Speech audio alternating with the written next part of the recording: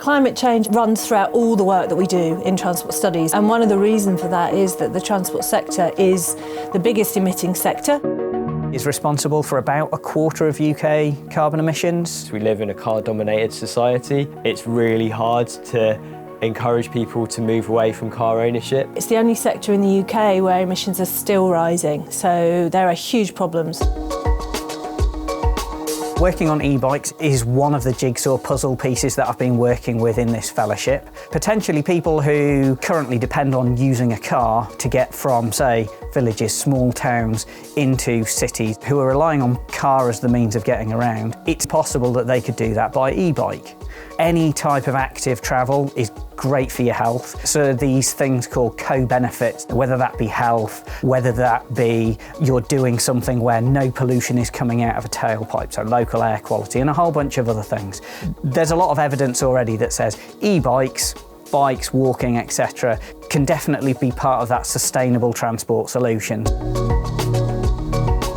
One of the projects we've been working on has been something called the Flexibility Project, looking at the cars that people are driving. What would the potential be to actually use those cars much, much more intensely, much more efficiently by accessing the cars, sharing rides and so on.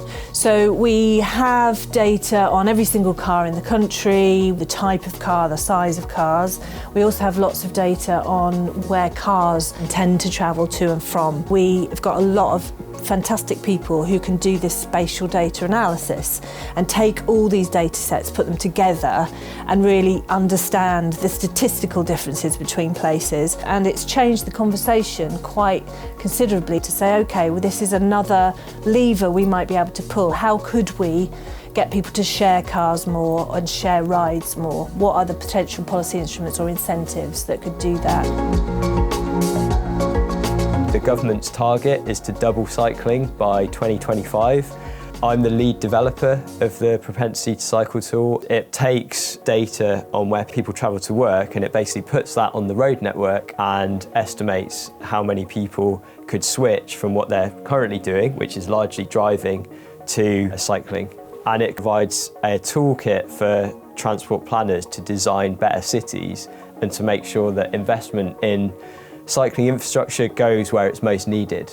The majority of local authorities in England and Wales who have a cycling plan are using the propensity to cycle tool to inform that strategy, to make sure it's more evidence-based, to make sure it actually delivers cycle infrastructure where it's most needed.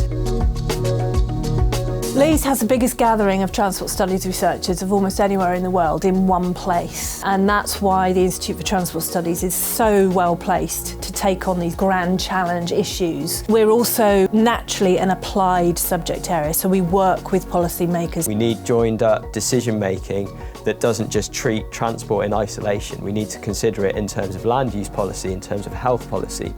So we're trying to take those methods to a new level and use it to create joined up conversations across government departments. When you put all of the things that we do together as a whole, then you get this broad picture which, when synthesised, helps policymakers and others in general to make better decisions.